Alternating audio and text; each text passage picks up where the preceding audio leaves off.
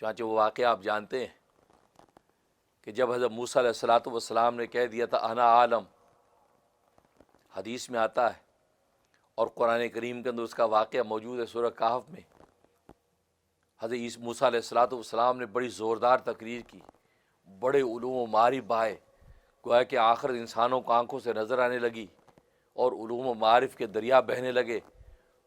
تو یہ تقریر سن کر ایک نوجوان کھڑا ہوا، کہا کہ اے موسیٰ، اس روئے زمین پر تجھ سے بڑا کوئی عالم ہے؟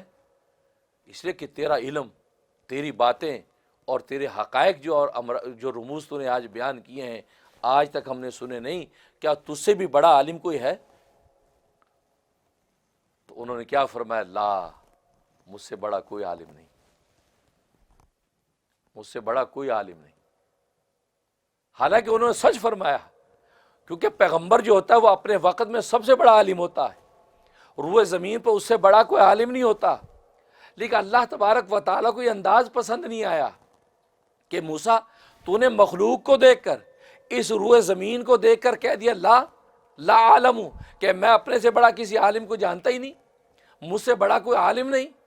تو پیغمبر تھا، تو ہر وقت میری حضوری کے مقام میں تھا، مخلوق پر نہیں، تیری نگاہ خالق پہ ہونی چاہیے تھی۔ جب خالق پر تیری نگاہ ہوتی تو تجھے اپنا علم ہیچ لگتا اور خالق کا علم ایک دریا لگتا، تو کہہ دیتا اللہ عالم، اللہ سب سے بڑا عالم۔ لیکن تو نے یہ نہیں کہا، تو میں تجھے بتاتا ہوں تجھ سے بڑا عالم موجود ہے۔ اب رخت سفر باندھ، اس عالم سے ملاقات کر اور اس کے پاس جا کر اس سے علم حاصل کر۔ دیکھا، اللہ کو پہچاننا، اللہ کی معرفت یہ آسان کام نہیں ہے۔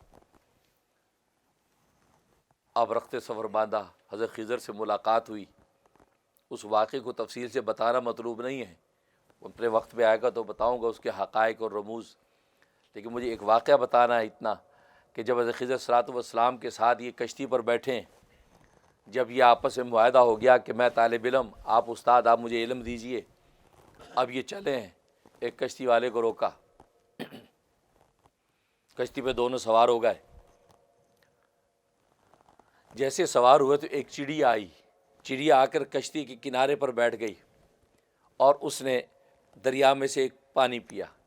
پانی جب پیا تو اس کے چونچ پر پانی کا قطرہ یوں لٹکا رہ گیا۔ تو حضرت خضر صلی اللہ علیہ وسلم نے فرمایا موسیٰ دیکھ اس پانی کے قطرے کو، اس کی چونچ پر لٹکا ہوا ہے، دیکھتے ہو؟ ہاں جی دیکھتا ہوں۔ کہا کہ اس پانی کے قطرے کو اس پورے دریا کے ساتھ کیا نسبت ہے؟ انہوں نے فرمایا کوئی نسبت ہی نہیں، ایک معمولی قطرہ اور اتنا بڑا رواں دریا، کوئی نسبت ہی نہیں ہے، معمولی۔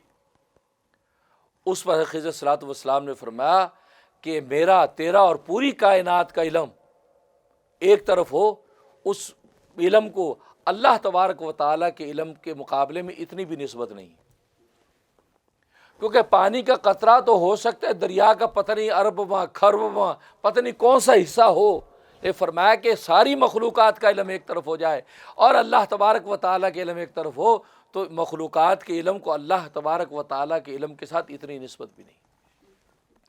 گویا کہ پہلے ہی واقعے کے اندر حضرت خضر علیہ الصلوۃ والسلام نے حضرت موسیٰ علیہ الصلوۃ والسلام کی اس بات کی طرف اشارہ کر دیا کہ جو تو نے کہا تھا کہ کہ مجھ سے بڑا کوئی عالم روئے زمین پر نہیں ہے، حالانکہ تجھے کہنا چاہیے تھا اللہ عالم، کہ اللہ سب سے بڑا عالم ہے۔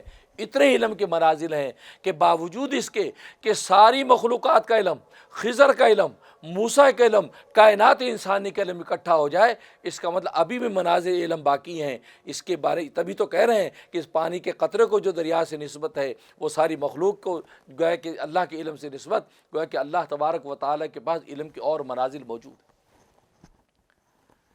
اس لیے اللہ تبارک و تعالیٰ نے انسان کو سراپا طالب علم بنا دیا ہے، سراپا علم، اور جستجو پیدا کر دی، انسان جگہ جگہ جا کے علم حاصل کرتا ہے، بعد میں ایک نئی خبر معلوم کرنا چاہتا ہے، جس کی وجہ سے انسان کا علم آج روز بروز بڑھتا چلا جا رہا ہے۔ علم کی مقدار، علم کی کمیت، علم کی کیفیت روز بروز ترقی کرتی نظر آتی ہے۔